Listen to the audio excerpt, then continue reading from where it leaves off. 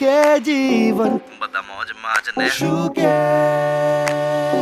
જીવન બધા મોજમાં જ ને શું કે જીવન બધા મોજમાં જ ને શું કે જીવન શું કે જીવન બધા મોજમાં જ ને શું કે જીવન ચૌહાણની સાથે on Mirchi. I only take one credit of the fact that I made these films.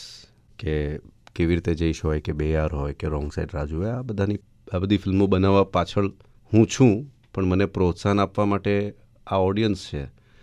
જો પહેલી ફિલ્મમાં તમને પ્રોત્સાહન ના મળે તો પછી તમે ક્યારે બીજી ફિલ્મ નહીં બનાવો. નહીં બનાવ. કારણ કે ફિલ્મ મેકર એક બચ્ચા જેવું હોય છે. એને તમારે સતત એન્કરેજમેન્ટ આપવું પડતું હોય છે. તમે ના આપો ને તો પછી એ પ્રવૃત્તિ એ છોડી દે. છોડી દે. एक सारी ड्राइंग ना बनाई हुई है, बालक ने तुम्हें वो कह दो कि बहुत ख़राब बनी है, तो वो दूसरी बार कभी वो ड्राइंग नहीं बनाता है.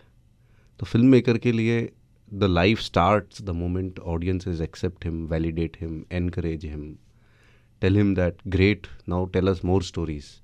और जब भी તમે કોઈ ખરાબ પિક્ચર બનાવો ત્યારે એ જ મા બાપ જેમ વઢતા હોય છે બાળકોને, એ રીતે આ ઓડિયન્સ એ ફિલ્મ મેકર્સને વઢે છે, એક ઉપરાણું આપે છે, એક ટકોર આપે છે. So I think whatever, I take credit of being part of this. And Audience you ક્યાં missed out one more thing. જી please please please. I have been a radio jockey. अरे वो मैं with आ Radio गया ना. Mirchi. अरे यार वो હું આગળ લાવવાનો હતો અભિષેક ભાઈ, આપને वो પોલ પહેલે ही खोल પણ दिया. અહીંયા આવ્યો છું આ સ્ટુડિયોમાં તો સૌથી પહેલી ઓળખાણ મારી એ હોવી જોઈએ કે હું રેડિયો મિર્ચીનો ભાગ રહ્યો છું. રેડિયો મિર્ચી 98.3 FM પર તમે સાંભળી રહ્યા છો સિનેમેન અભિષેકને.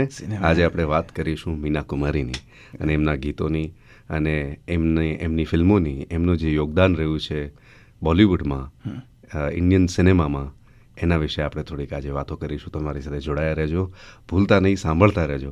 Radio Mirchi 98.3 FM, it's hot. वाह, तो एकदम आप एकदम डिट्टो किए 10 साल के अंदर. आई डोंट थिंक कि आपने ये कभी किया होगा. नहीं. अभी आपने जब किया तो एकदम हमने डिट्टो प्रॉपर એવું કર્યું. मुझे भी यकीन है कि मैं भी 10 साल के बाद जब कभी आऊँगा तो एग्जैक्टली यही इसी तरह की स्पीच बोल पाऊंगा कि आओ ना जीवन. तो 10 साल में क्या बदला? आज आप जब रेडियो सुनते हो तो आज हम आरजे हैं, नए लोग, और भी आरजे हैं, कृतार्थ है, कुणाल, हम सब, कुणाल तो खैर पुराने हैं, पर आप जब 2023 का रेडियो सुनते हो तो आपका वाला कंपेयर करके कैसा लगता है आपको? आप जो कुणाल की बात कर रहे हो, मिर्ची मुर्गा वाला कुणाल जो है, यस यस मैं जब रेडियो मिर्ची से निकल रहा था 2012 में, जी, तब हमने एक आरजे हंट किया था. उस ज़माने में आरजे हंट्स बहुत किया करता आई था. Get you. उस समय हमने कुणाल को Yes, yes. सिलेक्ट किया था, ही वन द आरजे हंट. और जब वो नया नया आया था तो हमें लगा यार ये तो भारी भरकम आवाज़ में इतनी सारी मिमिक्री करता है, ये क्या करेगा रेडियो पे. और आज देखो कुणाल रेडियो पे इतनी सारी मिमिक्रीज करता है और इतनी धूम मचा रहा है. I think he mentioned about it interview. हमने शो के जीवन का फर्स्ट इंटरव्यू कुणाल के साथ किया है. अच्छा. You won't believe. अच्छा. And I am very much interested in RJs. अरे वाह. मैं इसीलिए, आप सेकंड आरजे हो. એક તો સાંભળવાની આપણી જે પેસ છે ને, જે સ્પીડ છે, એ બહુ બદલાઈ ગઈ છે. આજના જમાનામાં અમે લોકો એકચ્યુઅલી 2.5 મિનિટ સુધી બોલતા હતા રેડિયો પર સતત, વિચ ઇઝ ટુડેઝ ટાઈમ એવું કહેવાય કે આ ક્રાઇમ છે. તમે આટલું લાંબુ ના બોલી શકો એઝ એન આરજે. તમારે ફટાકથી બોલીને ગીત લોકોને સંભળાવવાનું છે. પણ લોકો એ જમાનામાં આરજેઝે સાંભળવા માટે રેડિયો ઓન કરતા હતા. આજના જમાનામાં પણ કરતા હશે, પણ આરજેઝ પર પ્રેશર બહુ વધી ગયું છે. કારણ કે એમને બહુ ટૂંકું ને ટચ રાખવું પડે છે અને તે છતાંય લોકોને એન્ટરટેન કરવું પડે છે. અમે તો બહુ જ લિબર્ટી લેતા હતા. ઘણી વખતે અમે કંઈક તૈયારી પણ નહોતા કરતા ને આમ જ વાતો કરવા માટે અમે રેડિયો પર માઇક અને ફેડર ઓન કરીને ચાલુ પડી જતા હતા. આજના જમાના તમે આવું ના કરી શકો. તો આ જોબ બહુ ચેલેન્જિંગ થતી જઈ રહી છે. બીજા યંગસ્ટર્સ એટલા બધા આવી રહ્યા છે. સામે તમારી જે કોમ્પિટિશન છે, હું અમારા જમાનાની વાત કરું તો આટલું કોમ્પિટિશન આ રીલ્સનું ને ઇન્સ્ટાગ્રામનું ને યુટ્યુબ શોર્ટ્સનું નહોતું.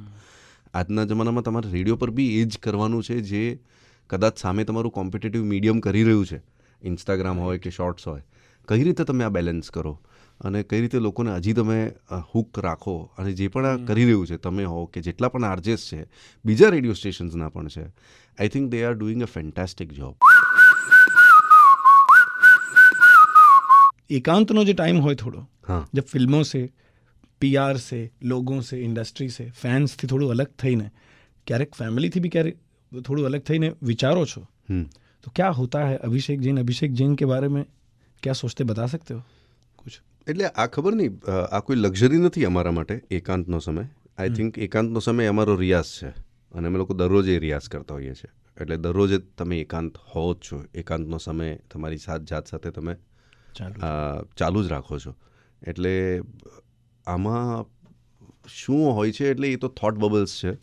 પણ એક વસ્તુ છે કે હું એ વસ્તુમાં વિશ્વાસ રાખું છું કે આ જેટલા પણ વિચારો આવતા હોય છે એ મારા વિચારો નથી, એ મારી આસપાસ આવતા વિચારો છે. ઇટ્સ લાઈક તમે એક ખુલ્લા આભની નીચે ઊભા છો, બરાબર છે, તો તમે ઊભા છો એ તમે છો, અને જે વિચારો છે એ આકાશ છે, વાદળો છે, અને અલગ અલગ વાદળો આવ્યા કરે છે, જાય છે. તમે એમાંથી શું પકડો છો અને એની સાથે કઈ રીતે તમે વાર્તાલાપ કરો છો, અને પછી એમાંથી શું મથે છે અને શું બને છે, એ કદાચ ફિલ્મોના સ્વરૂપમાં કે લોકો સાથે વાતચીતના સ્વરૂપમાં, સંગીતના સ્વરૂપમાં એ બહાર આવે છે. એટલે વિચારો અમારા નથી, વિચારો અમે ઉધાર લઈને માધ્યમ બનીને લોકો સુધી એને પાછા પીરસીએ છીએ. અને જ્યારે લોકોની તાળીઓ કે એના વખાણ કે એમનું ઉપરાણું મળે છે ત્યારે અમે આ ઉધાર પાછું આપીએ છીએ. મારા મતે સક્સેસ અગત્યની વસ્તુ છે, કારણ કે એ એક વસ્તુ તમે જે પણ કરી રહ્યા છો એને વેલિડેટ કરે છે. ઇટ્સ લાઈક આખો વર્ષ તમે ભણ્યા અને પછી અંતે એક્ઝામ ના થાય, એક્ઝામ લેવામાં ના આવે અને રિઝલ્ટ ના આવે, તો તમને કઈ રીતે ખબર કે તમે એક સ્ટેન્ડર્ડથી બીજા સ્ટેન્ડર્ડમાં પાસ થઈને જઈ શકો છો? વચ્ચે જે વસ્તુ આવે છે એક્ઝામિનેશન છે. I get you. બરાબર છે. તો જીવન તો સતત એક્ઝામિનેશન છે, પણ એની અંદર જે રિપોર્ટ કાર્ડ છે વચ્ચે ક્યારે પણ ડ્રોપ થઈ જાય છે. એ રિપોર્ટ કાર્ડ શું છે? સક્સેસ કાં તો ફેલિયર. તો એ આપણી જે એજ્યુકેશન સિસ્ટમ છે ને એની અંદર બહુ પરફેક્ટ સેટ થયેલું આઇટમ છે કે તમે નાનપણથી 10મા ધોરણ કે 12મા ધોરણ સુધી જ્યાં સુધી ભણો છો ત્યારે તમને વાર્ષિક એક એક્ઝામ થાય અને એક્ઝામના પરિણામો આવે અને એ પરિણામમાં તમે કાં તો લાલ લીટી આવે કાં તો તમે પાસ થઈ જાઓ. એ સક્સેસ એન્ડ ફેલિયર જીવનના સ્વરૂપમાં તમે જ્યારે જુઓ, બસ એ છે કે આ વાર્ષિક એક્ઝામ તમને ખબર હોય છે કે આ મહિનામાં આવશે. અહીંયા દરરોજ જીવન એક એક્ઝામ લે છે. સક્સેસ અને ફેલિયર એ વેલિડેશન છે કે તમે પાસ થઈ રહ્યા છો કે નથી થઈ રહ્યા, તમારે કયા સબ્જેક્ટમાં વધારે ધ્યાન આપવાની જરૂર છે. તમે ફેલ થયા, તમને ફેલિયર ફેસ થયું તો તમને ખ્યાલ આવી જશે, અને એ વસ્તુ ખ્યાલ આવવી જોઈએ કે કયા સબ્જેક્ટમાં આપણને લાલ લીટી મળી. आप फेल हुए कोई सब्जेक्ट में, आप कोई बात में फेल हुए जीवन में, आप कोई रिलेशनशिप में फेल हुए, आपके अंदर की कोई एक व्यथा है उस वजह से फेल हुए. जैसे ही फेल हुए तो आपको ये बात का पता चल गया कि मैं इस सब्जेक्ट में कच्चा हूँ, मैं इस बात में कच्चा हूँ, इस रिलेशनशिप में कच्चा हूँ, इस व्यथा में कच्चा हूँ. अब दूसरा स्टेप उसका ये है कि इम्प्रूव करते हैं उस पर, उसको ठीक करते हैं. सक्सेस होगा तो कभी पता ही नहीं चलेगा. मैथमेटिक्स में बहुत अच्छे मार्क्स आ गए, 100 में से 100 में से 99 आ गए, तो क्या आप कभी पीछे मुड़ कर के वापस मैथमेटिक्स पे इतना ध्यान दोगे? फेलियर वो है कि आप फेल होते हो, पीछे मुड़ते हो, देखते हो, इम्प्रोवाइज करते हो, सीखते हो, समझते हो, एक स्किल डेवलप करते हो और फिर उसे पार करके उसको सक्सेसफुल बनाते हो. तो फेलियर फेस करना बहुत इंपॉर्टेंट है. कि हमें जो फिल्मों बनाई हो तो हमें फिल्मों ने इतना एंजॉय नहीं कर सकता. आप करते हैं और करते हैं तो नहीं. मैं मेरी फिल्म जब तक खत्म होकर रिलीज होती है तब तक उससे इतनी नफरत करने लग जाता हूँ. दूसरे की फिल्म मतलब आप दूसरी कोई फिल्म देखते हैं? दूसरी कोई फिल्म देखते हैं? दूसरी फिल्में तो देखते ही हैं, हम तो ऑडियंस हैं.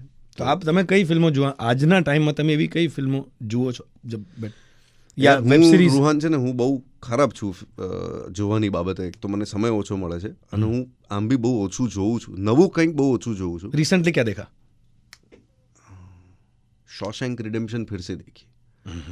तो मेरा प्रॉब्लम ये है कि मैं जैसे मैंने ये अभी फिर से देखी चांदनी फिल्म. मैं समझ पा रहा. तो મારો પ્રોબ્લેમ એ છે કે હું વારે ઘડી જે જોયેલું હોય છે ને એ જ જોયા કરતો હોઉં છું. નવું જોવામાં મને બહુ બીક લાગે છે.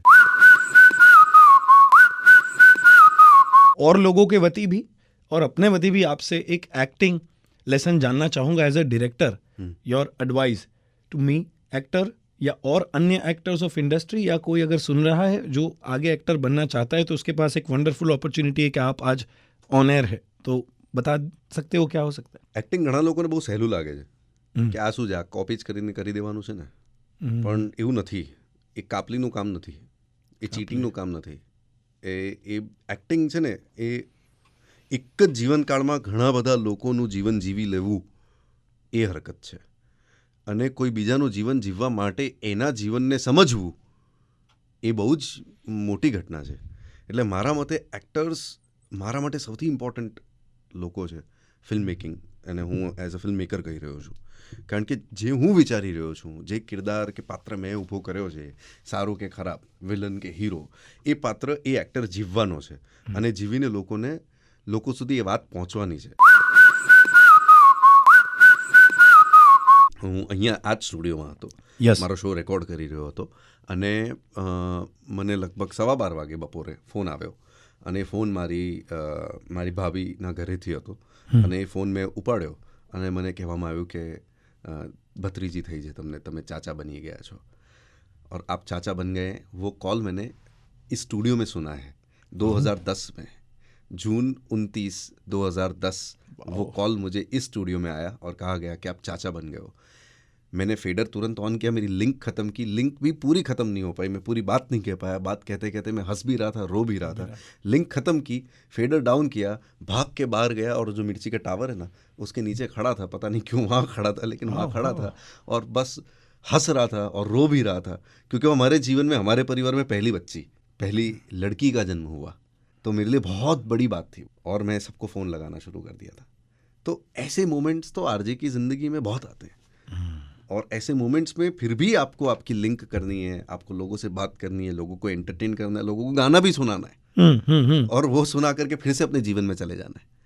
ये डिफिकल्ट काम है, आसान नहीं है. શું કે જીવન, બધા મોજ માજ ને શું કે જીવન, બધા મોજ માજ ને શું કે જીવન, બધા મોજ માજ ને શું કે જીવન, શું કે જીવન, બધા મોજ માજ ને શું કે જીવન. ચૌહાણની સાથે ઓન મિર્ચી.